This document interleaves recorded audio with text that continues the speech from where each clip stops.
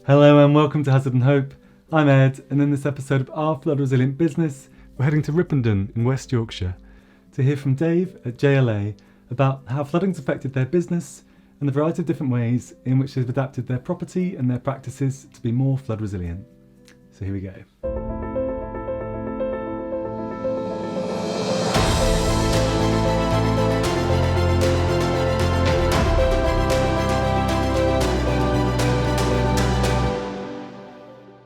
This episode of Hazard and Hope is sponsored by Yorkshire Flood Resilience. JLA are a critical asset company. Total headcount was around about 1,000 at this time. There's probably around about 200 of those within local postcodes. We're served by 3 higher level reservoirs which are dammed, and they protect us largely from significant amounts of rainwater coming in off all the valleys. So if we've had sustained rainfall for over two to 3 days, generally speaking, those reservoirs will be full. And that's at the point that we're on red alert, basically, because we know anything that comes in past that, we've had sort of 4 or 5 days of sustained rain in the past, then we know we're going to have an incident of some description or other. The major flood was in over Christmas 2015.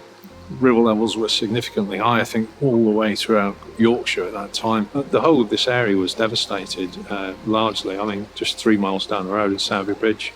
Massive amount of flood damage down there. The whole community in these areas was really hit by something relative to a kind of shockwave, really, the aftermath of the floods, and trying to put their lives back together, put their businesses back together.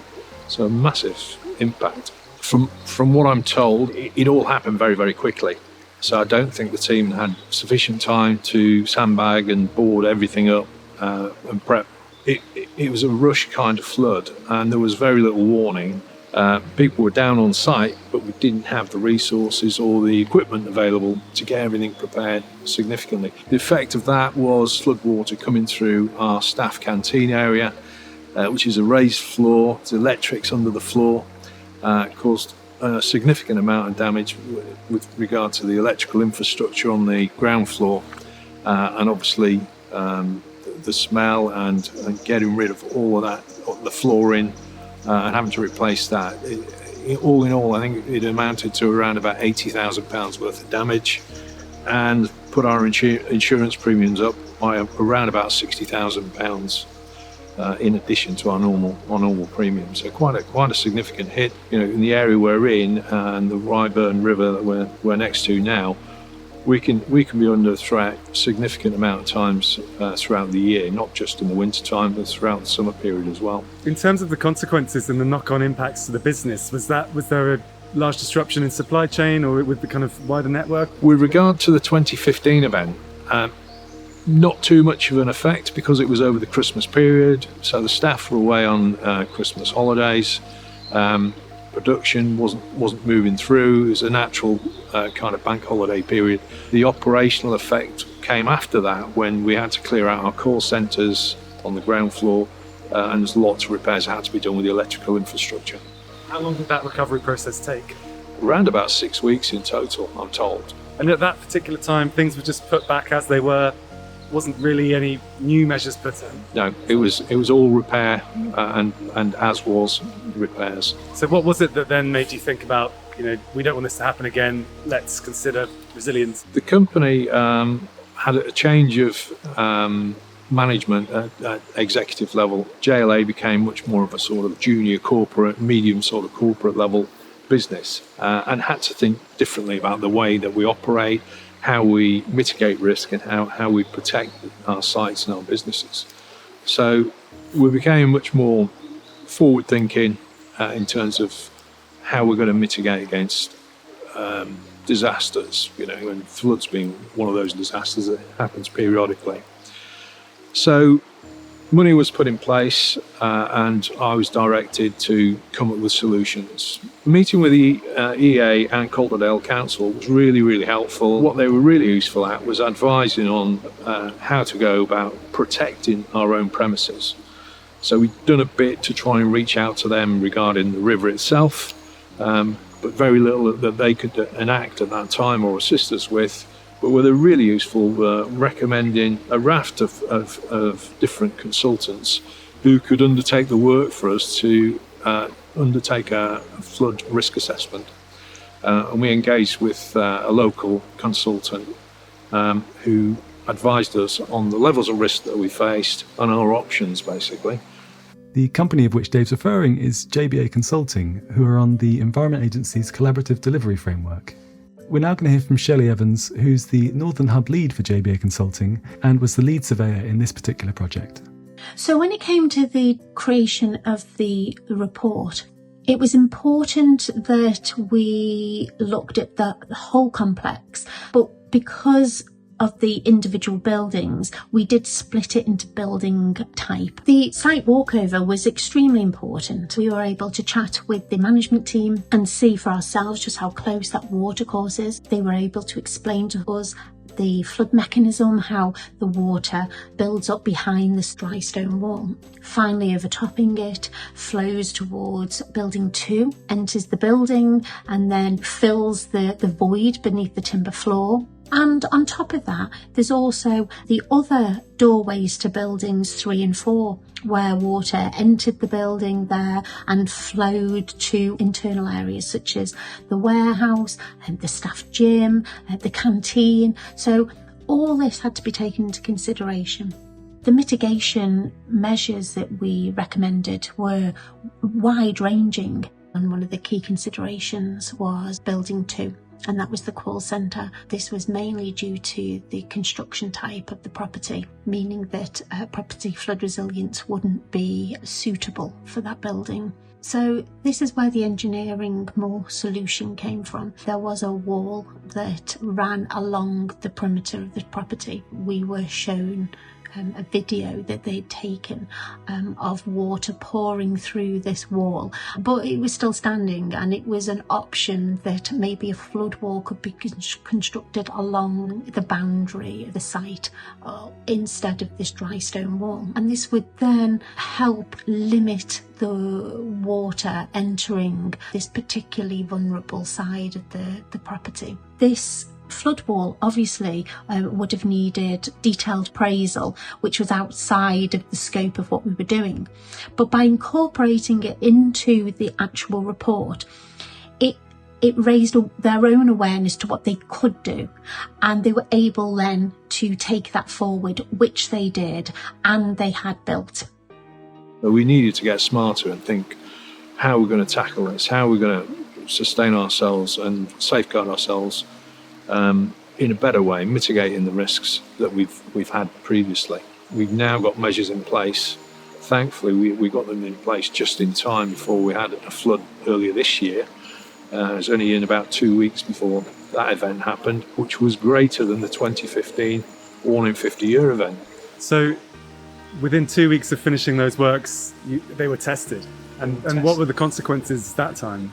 The new defences we put in, we were largely protected. But what it did highlight, because it was higher than the previous flood, not by much but enough, was the flood defence wall that we erected wasn't quite long enough on either end. So we needed to extend that. It didn't cause a major problem, but at least we knew exactly what we needed to do, and we rectified it within 4 weeks. So that's, I suppose, part of the process of tweaking and adjusting and considering, how you manage and maintain these things. Absolutely, yeah. And the other thing that it brought out was the fact that we have an area of land adjacent to us, not owned by us, actually owned by Education Authority. And we've taken on the maintenance of that, working in conjunction with them. So we are maintaining that land because we found out that the debris that comes through as a result of the flood water actually dams up against the fence. So we need to keep that field as short as possible. So that's part of our maintenance agreement with the school now.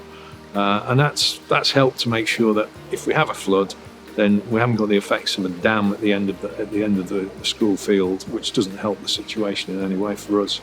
So in terms of interventions that you put in, the new flood barrier kind of looks like a wall that you could sit on, or something that kind of blends in very nicely? Yeah, we wanted to make sure that that actually doesn't actually look like a flood wall at all. It just looks like a nice stone wall that's akin to anywhere that you'd see locally. But the key thing behind it is the infrastructure that sits behind that. It's got a waterproof membrane on it.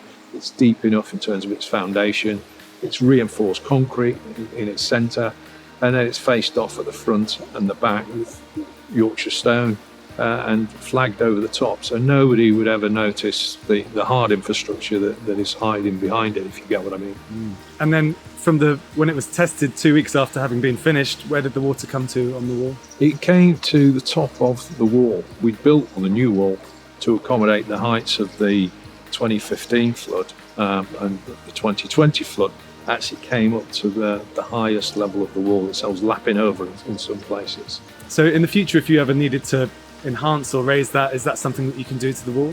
Yes, we want to keep it at a fairly low level. It needs to look unobtrusive, really, and we don't want to upset the planners with the local council. But clearly, if the flood waters start to rise in the future, we'd need to take the flags off the top of the wall and maybe raise it by a course or two of stone and put it back together. But we know that we can do that, and the integrity of the wall in doing that would still be intact. When you were looking at options, what was it that sort of led you to your selection of choices? The consultancy gave us a range of options in terms of mitigating against floods. The key thing we had to bear in mind is we were always at risk throughout this process. At that point, we really thought, right, okay, what can we do that's within our control to keep the costs at the right level, but the major driver really was how quickly we can get things in place. And we ended up with a local contractor. We got them in, we scoped the work, we checked the scope of the work out with the consultants, and they said yes, that will satisfy everything.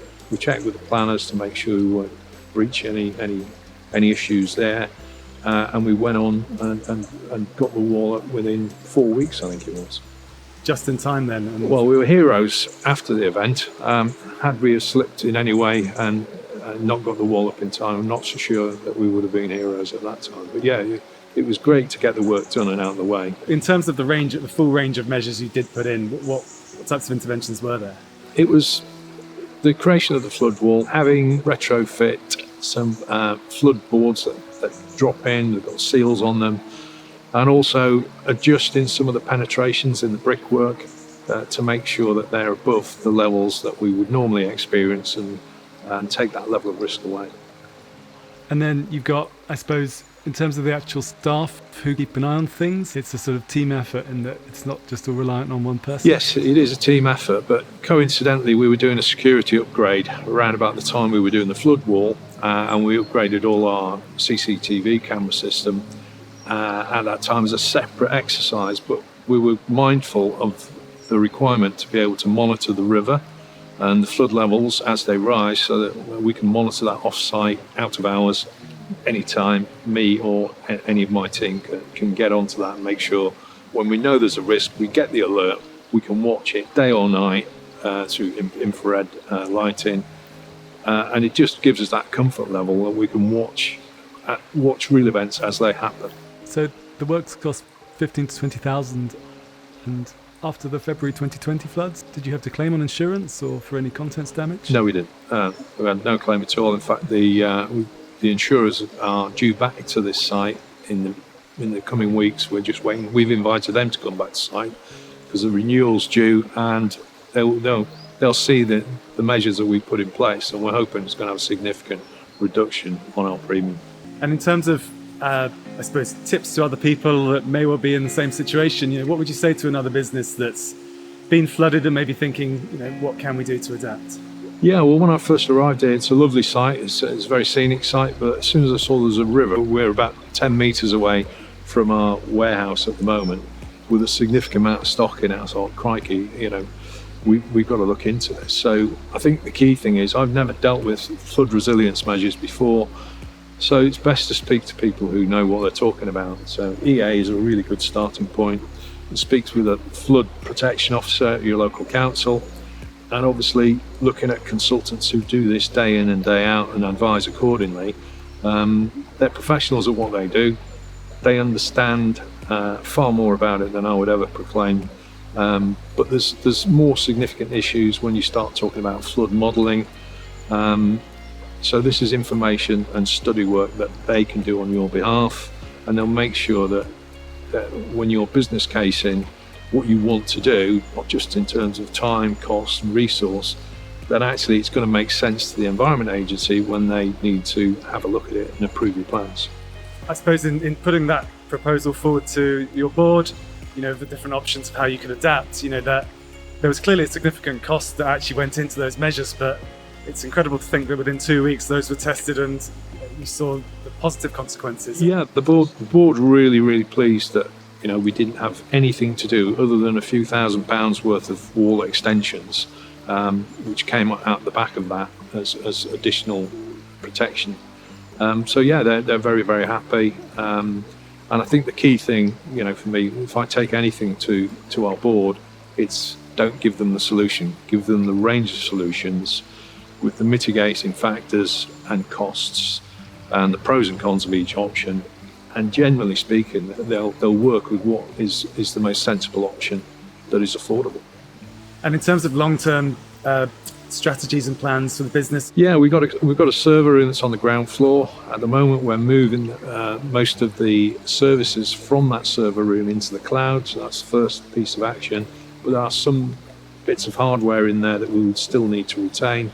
So our next refit action is to move the server room onto the first floor. We can't mitigate all the risk for the warehouse itself completely, so that's still a significant risk for us. So we've decided that we're going to move our logistic operation from this site over to an outsourced site over in Barnsley. So we've just enacted that over the last few weeks, so we've just about cleared the warehouse out now. The plan for that in the future will be to level it and convert it into staff car park. Okay, so as well as, I suppose, reducing the vulnerability of the building and some of its exposure, you're clearly looking at how some of the other assets could be removed completely from an area that is at risk of flooding. Absolutely, yeah. I mean, there's no requirement to have that warehouse up.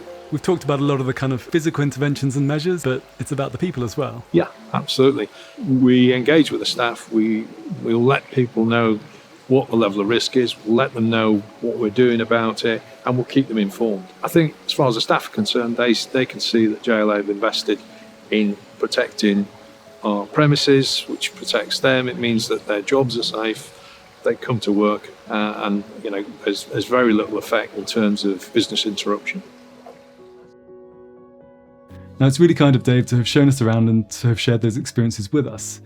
And I mean, I think it's really impressive the way that JLA have adapted, because clearly their site and their property there is at risk of flooding. But first and foremost, they sought expert advice. So, they've reached out to JBA and worked with Shelley on this to get a much more detailed picture of their flood hazard, the property setup, what options might be available, and really actually embedding the process that we see in the Code of Practice to understand, what would be appropriate and suitable for their particular flood risk context. And clearly they adapted just in time because, as Dave mentioned, within 2 weeks of that wall being finished, the floodwaters came again and the consequences were very different. And so I think it really shows you the value of that preparedness and putting these measures in place. But also it was really inspiring to hear that they've learnt lessons from that already. So they've recognised that they needed to extend the walls slightly and change some of the seals. So they're thinking about the operation and maintenance of these measures continually. So those kinds of micro adjustments and I suppose operational checks and reviews are really crucial moving forward, because no two floods are ever going to be the same. And so we need to understand how our different elements are performing and where we might be able to make improvements over time. And by adapting, I suppose they're not just mitigating the impacts on the building itself, but also to their wider supply chain and minimising a huge amount of disruption to the lives of their staff, many of which are from their local area. So I think it makes for a fantastic example of the ways that we can adapt and think about really being proactive in managing flood risk and thinking about our long-term business continuity, because that's clearly the way that they're taking this. They're considering which elements may even need to be moved off-site to low risk areas over time. These things really are crucial to making sure that the business can continue to function, maintain its services and continue to do what they do best. Thanks very much for listening, and if you'd like to keep updated on future episodes, please subscribe below, hit the bell for notifications, and we'll look forward to seeing you soon.